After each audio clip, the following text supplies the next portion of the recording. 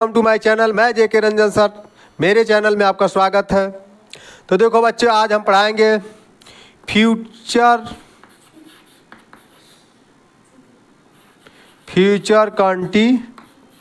Continuous tense. Future continuous tense,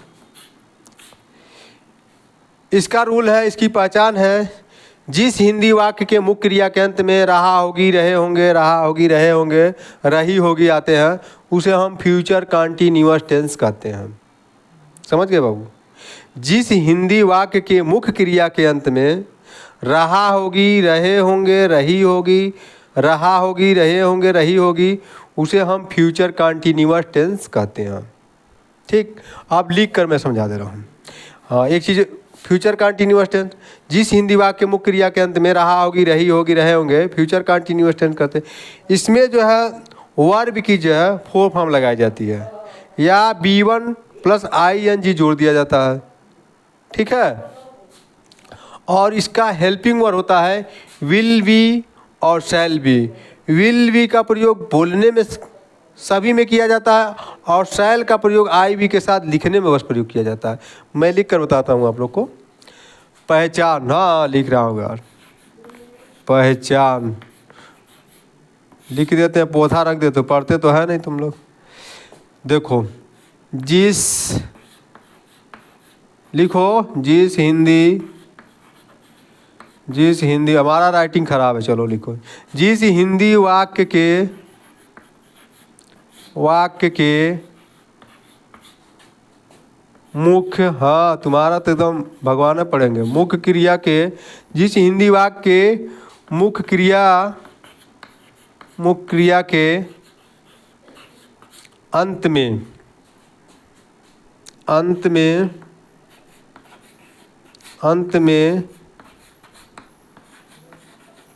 रहा होगा,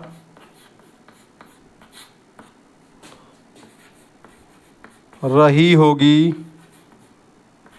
रहे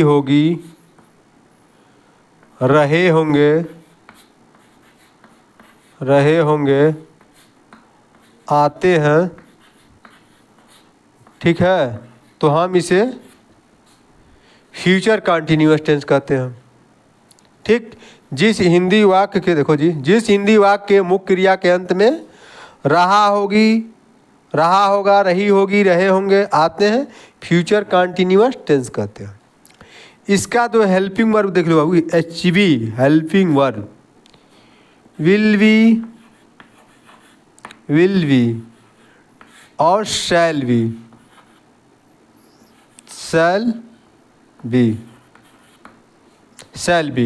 बोलने के लिए विल बी का प्रयोग किया जाता है, और लिखने के लिए शैल बी का प्रयोग किया जाता है। ठीक, और शैल बी लिखने में कहाँ प्रयोग किया जाता है? I और V के साथ शैल का प्रयोग किया जाता है लिखने में बस, और इसको छोड़कर बाकी के साथ विल बी का प्रयोग किया जाता है। लिखने में शैल बी का प्रयोग IV के साथ किया जाता है, और बोलने में सिर्फ विल बी का प्रयोग किया जाता है। ठीक ना, और अब IV के छोड़कर बोलने में सबके साथ दीजिए। ठीक ना, चलो ठीक। तो आप जो है, ये तो हेल्पिंग वर्ब हो गया, और वर्ब की जो है होल फॉर्म। ठीक, या B1 वर्ब की जो है फर्स्ट फॉर्म की प्रयोग की जाती है, और प्लस ING जोड़ दिया जाता है, ऐसा भी हो जाता है। फोर फॉर्म, या ऐसे कर देते हैं B1 प्लस ING। आप इसका रूल देख लो बाबू, सब्जेक्ट, ठीक, प्लस विल बी, लिखने में शैल बी, प्लस वर्ब की फोर फॉर्म, प्लस ऑब्जेक्ट मतलब अदर। टेंस बना हुआ, वह जा रहा होगा, वह जा रहा होगा, आया ना, गागेगी, रहा होगी, रहा होगा, तो आ गया, वह जा रहा होगा। तो वह की अंग्रेजी क्या होगी? ही के साथ विल बी का प्रयोग किया जाता है, तो विल बी जाना का अंग्रेजी गो, और वर्ब की फुल फॉर्म गोइंग, तो GOING, गोइंग। वह जा रहा होगा, ही विल गोइंग। वह खा रहा होगा, he will be eating.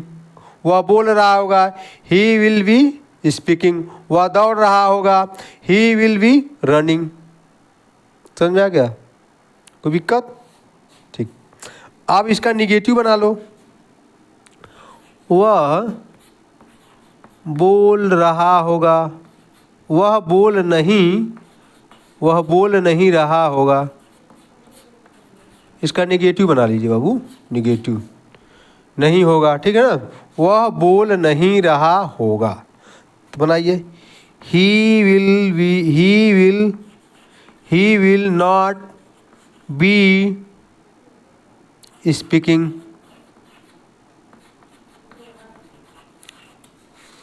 He will not be speaking. वह बोल नहीं रहा होगा, तो बनाना he will not be speaking. वह बोल नहीं रहा होगा, ठीक है। और कोई दिक्कत है? इसका ये तो हो गया सिंपल प्लस निगेटिव। इसका इंटरगेटिव WH